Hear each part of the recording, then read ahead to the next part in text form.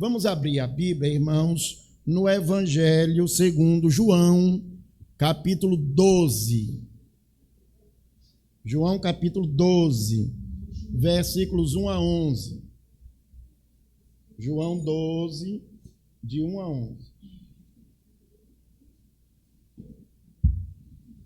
Irmãos, é importante lembrarmos, João, capítulo 12, de 1 a 11. Que na época bíblica, nos tempos bíblicos, não havia nada semelhante a essa nossa sociedade capitalista, comercial, que diz que tem um dia das mães, um dia dos pais, um dia das crianças, um dia dos avós. No tempo bíblico não existe nada disso.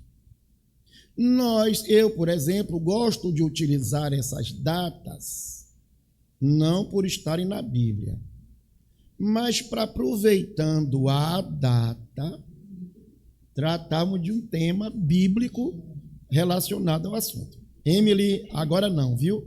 Agora silêncio, por causa da mensagem. João 12, de 1 a 11, diz assim: 6 dias antes da Páscoa, foi Jesus para Betânia, onde estava Lázaro, a quem ele ressuscitara dentre os mortos. Versículo 2, todos juntos. Deram-lhe, pois, ali uma ceia. Marta servia, sendo Lázaro um dos que estavam à mesa. Versículo 3 também, todos juntos. Então Maria, tomando uma libra de bálsamo de nardo puro, muito precioso, ungiu os pés de Jesus e os enxugou com os seus cabelos, e encheu-se toda a casa com o perfume do bálsamo. Mas Judas Iscariotes, um dos seus discípulos, o que estava para traí-lo, disse: por que não se vende esse perfume por 300 denários e não se deu aos pobres? Isso, disse ele, não porque tivesse cuidado dos pobres, mas porque era ladrão e, tendo a bolsa, tirava o que nela se lançava. Jesus, entretanto, disse: deixe-a, que ela guarde isso para o dia do meu embalsamamento, porque os pobres sempre o tendes convosco, mas a mim nem sempre o tendes. Soube numerosa multidão dos judeus que Jesus estava ali, e lá foram não só por causa dele, mas também para verem Lázaro, a quem ele ressuscitara. Mas os principais sacerdotes resolveram matar também a Lázaro. Versículo 11, todos juntos. Porque muitos dos judeus, por causa dele, voltavam crendo em Jesus. Aleluia.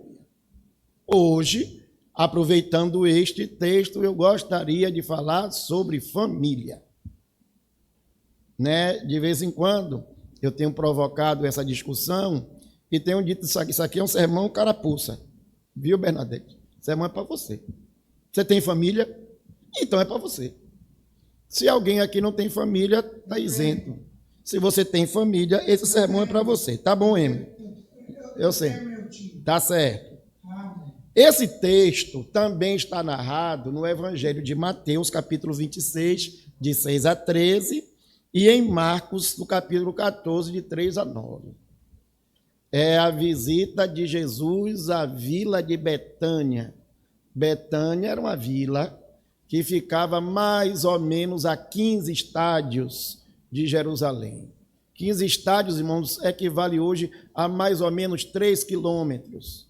Talvez daqui no Costa Azul ou no Jardim dos Namorados, uma distância mais ou menos dessa, Betânia é aquela cidade onde o texto diz que Jesus será ungido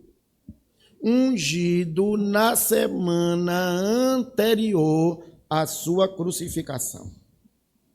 Quando lemos a Bíblia, quando estudamos a Bíblia, vamos procurar as minúcias das Escrituras, nós descobrimos que família sempre foi um projeto de Deus.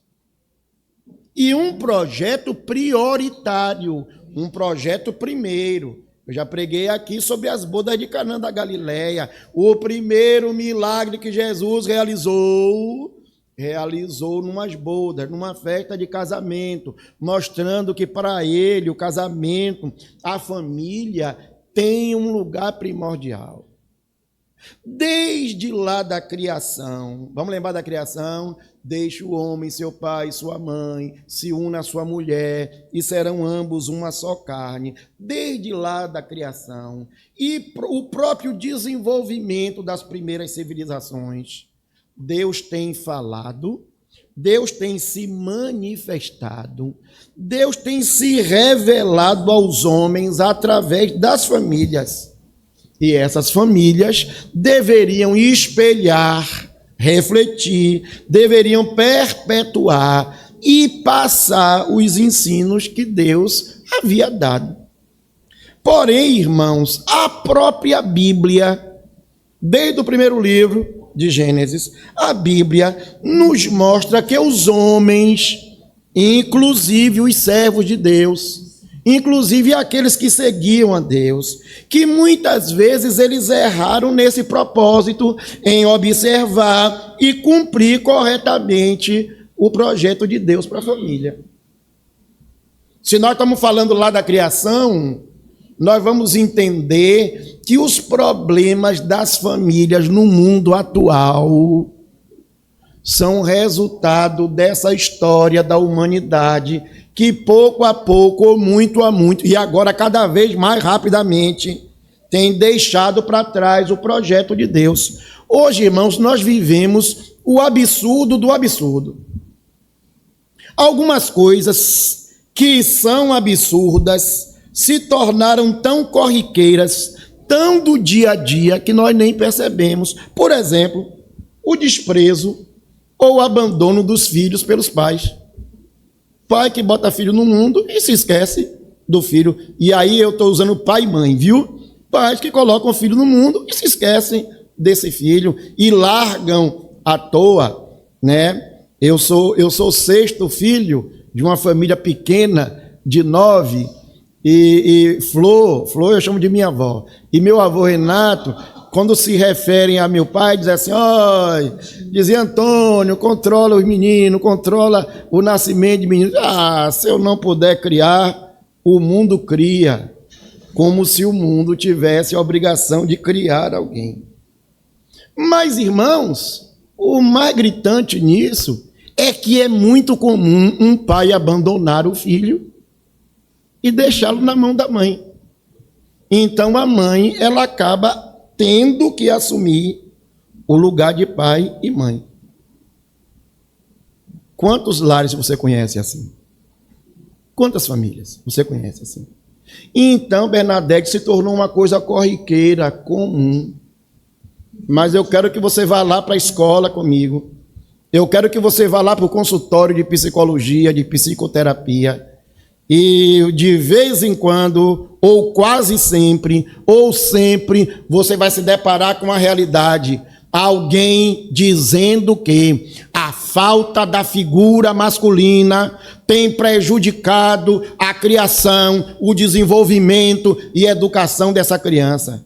Porque aquela ideia de uma produção independente, defendida por algumas mulheres e algumas famosas, de que eu não preciso de homem, os filhos têm sofrido duramente com isso. Mas você acha que parou por aí, foi? Não, gente, tem coisa pior. As coisas vão piorando a cada dia. Se eu desprezo o filho vivo, alguém diz assim, para que esse menino não seja desprezado, é melhor matá-lo antes que ele nasça. Então tem muita gente na sociedade defendendo abertamente o aborto. Alguém com a bandeira defendendo a descriminalização do aborto. Alguém